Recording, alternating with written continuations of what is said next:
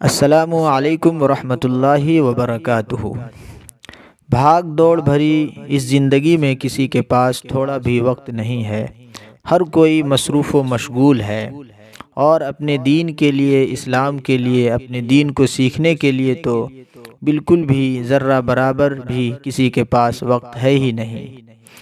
اس دور میں اگر کسی کے پاس وقت ہے اور بہت زیادہ وقت ہے تو وہ ہے موبائل کے لیے۔ موبائل ہر کوئی استعمال کرتا ہے، اسے یوز کرتا ہے اور ہر وقت اپنے ہاتھوں میں رکھتا ہے۔ تو کیوں نہ ہم اس موبائل کو ہی خیر کے کاموں کے لیے استعمال کریں، اچھی چیزوں کے لیے استعمال کریں، تاکہ اس سے ہمارا دینی فائدہ بھی ہو۔ آئیے ہم ایسے دو اپلیکیشنز کے بارے میں بات کرتے ہیں کہ جن سے ہم بہت ہی زیادہ دینی فائدہ حاصل کر سکتے ہیں۔ وہ دو اپلیکیشن کون سے ہیں؟ ان میں سے ایک ہے آسان ترجمہ قرآن، اور دوسری اپلیکیشن ہے معارف الحدیث۔ قرآن اور حدیث تمام مسلمانوں کے لیے دو عظیم سرمایہ ہے، جسے نبی پاک صلی اللہ علیہ وسلم نے ہمارے درمیان چھوڑا ہے۔ تو ہم آئیے جانتے ہیں کہ ان دونوں اپلیکیشن سے کیسے فائدہ حاصل کریں گے، کیسے اس سے سیکھیں گے، اور کیسے ہمیں اس سے فائدہ حاصل ہوگا۔ سب سے پہلی اپلیکیشن آسان ترجمہ قرآن، جسے ہم آسانی کے ساتھ پلے اسٹور سے لوڈ کر سکتے ہیں۔ لنک ڈسکرپشن میں مل جائے گا، آپ وہاں سے بھی ڈائریکٹلی جا کر لوڈ کر سکتے ہیں۔ اب آئیے کھولتے ہیں اس اپلیکیشن کو۔ اس اپلیکیشن پہ جب ہم اوکے کرتے ہیں تو کچھ اس طرح کا انٹرفیس ہمارے سامنے کھل جاتا ہے۔ یہ آپ مطالعہ فرما رہے تھے، آپ اگر کہیں سے اس کتاب کا مطالعہ کر رہے تھے تو جب دوبارہ آپ اسے کھولیں گے تو وہیں آپ کو ڈائریکٹلی پہنچا دے گا۔ آئیے اس کے اندر چلتے ہیں۔ جب اس کے اندر چلتے ہیں تو ہمارے پاس دو آپشن ہوتے ہیں۔ ایک پارہ کا آپشن ہوتا ہے، اگر پارہ پہ ہم اوکے کرتے ہیں تو ہمارے سامنے قرآن کا پارے کے حساب سے فہرست آ جاتی ہے۔ آپ جس پارہ کو پڑھنا چاہیں، کھولنا چاہیں، آپ آسانی کے ساتھ کھول سکتے ہیں۔ سورہ کے حساب سے اگر کوئی سورہ دیکھنا چاہیں تو اس طریقے سے دیکھ سکتے ہیں۔ اب ہم آئیے جاتے ہیں کسی سورت میں۔ یہ ہے سورہ نصر۔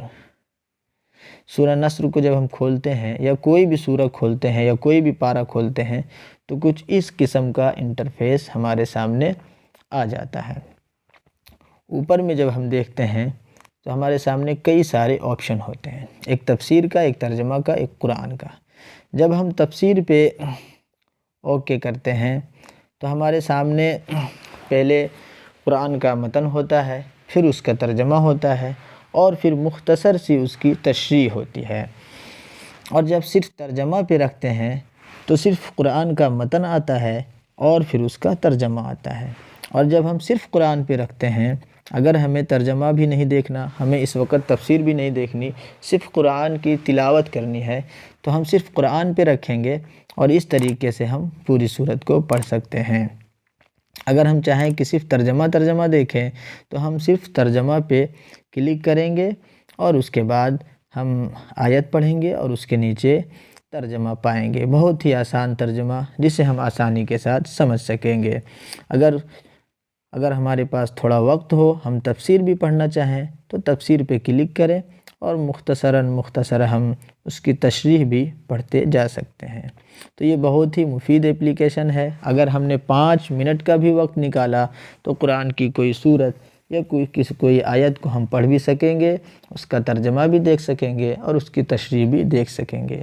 ایک بہت ہی کارآمد چیز جو طالب علموں کے لیے اور کتاب وغیرہ لکھنے کے لیے یا پوسٹ وغیرہ کرنے کے لیے، پوسٹ تیار کرنے والوں کے لیے بھی ہے، وہ یہ ہے کہ جب ہم اسے کھولیں گے تو ہمیں اس کے کاپی کرنے کا بھی آپشن دیتا ہے۔ اس طریقے سے اگر ہم ترجمہ کاپی کرنا چاہیں یا پھر ہم قرآن کی کسی آیت کو کاپی کر کے کہیں پیسٹ کرنا چاہیں تو بہت ہی آسانی کے ساتھ اسے کاپی بھی کر سکتے ہیں۔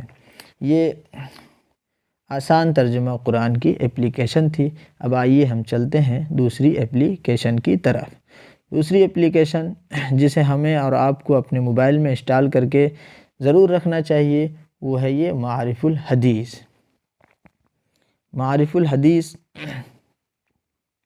مولانا منظور نعمانی صاحب دامت برکاتہم کی تصنیف کردہ ایک انتہائی مفید کتاب ہے، جسے ہمیں اور آپ کو ضرور دیکھنا چاہیے اور اس سے استفادہ حاصل کرنا چاہیے۔